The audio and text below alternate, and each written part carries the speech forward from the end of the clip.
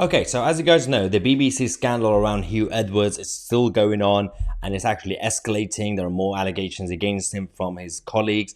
Now, the problem I have is the liberal media establishment who are now kicking off in defense of Hugh Edwards. They're coming out to say, well, he says he's got some mental health issues, so let's respect that. Let's not talk about people's personal lives, even though there was a duty of care issue to be addressed. There was a problem with the abuse of power to be addressed there. Even if the police said that the first case there was no criminal offense, and we get that, doesn't mean it's not icky or creepy.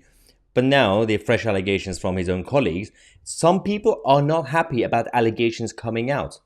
Interesting, right? This is about Jon Sopel. Jon Sopel, who is now alongside Emily Maitlis and Lewis Goodall, have their own podcast with the Global. It's called The News Age, and all three of them used to be BBC people, right? And they still appear on the BBC every now and then. Jon Sopel came out to say that about the allegations. This is an awful and shocking episode where there was no criminality, but perhaps a complicated private life. That doesn't feel very private now. I hope that they will give some cause to reflect. They really need to. I wish Hugh Edwards well.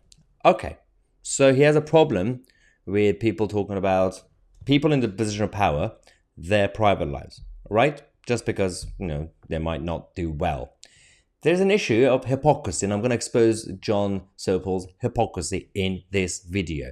Firstly, when he said this about Boris Johnson and Carrie, he said back in 2019, not just that, a neighbor records the altercation between Boris Johnson and Carrie Symonds and plays the tape to The Guardian. This was about the rumors about Boris and Carrie having a bit of a row in their house when Boris was, I think he was a candidate to become Tory party leader, and the media were trying to find any private story about Boris Johnson's private life to bring him down. And this story became big. Oh, Boris and Carrie had a row over dinner and the neighbors heard it. And Jon Sopel and many others were spreading that rumor and the news and everything else, right? It was absolutely fine to talk about Boris Johnson's private life, but it's not fine to talk about Hugh Edwards' private life. Double standards, right? Either they're both wrong or both correct. Then you had Peter Barnes, who's a contributor on the channel, said that the hypocrisy of Jon Sopel talks about journalists intruding on messy private lives while having done the exact same thing. Kind of puts the temper tantrums into a different perspective, no?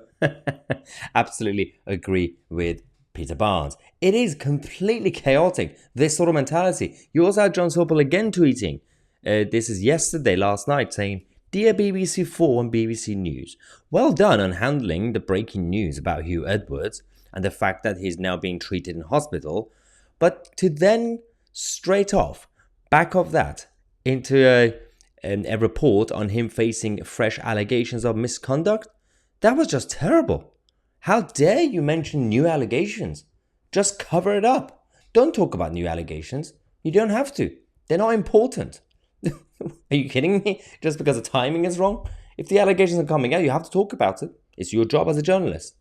Now, you can question the people who are accusing somebody else, but a news story is a news story. And again, people in the position of power, especially people who are funded publicly with public money, it's important for people to know it's in the interest of the public. It's not rocket science. But Jon Sopel is a hypocrite. He also went on ITV, I believe it was, Good Morning Britain, this morning to say the same thing again. It makes no sense. Gone into someone's private life and it hasn't been clear what the issue is other than that private life is a bit messy. And I really hope that there is a pause for reflection on the way some of this coverage has gone. Then you hear on BBC News, and we've got fresh allegations that he approached people in an inappropriate or flirtatious way, and you think, whoa, the guy's in hospital. Whoa, really?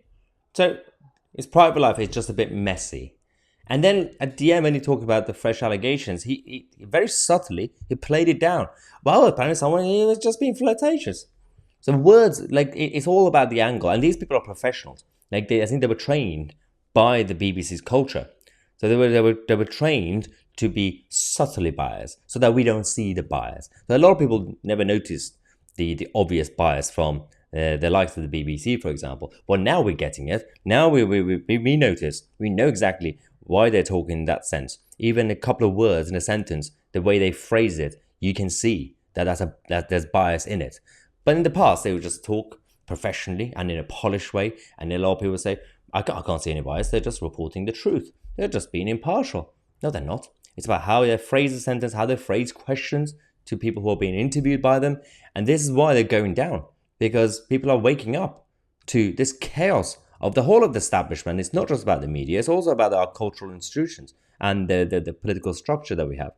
So I'm going to keep calling the double standards and hypocrisy of the people in the position of power, because especially those who are publicly funded. It is in the public interest. So let me know what you think of this news. I'm Mahyar Tousi, and we are the media.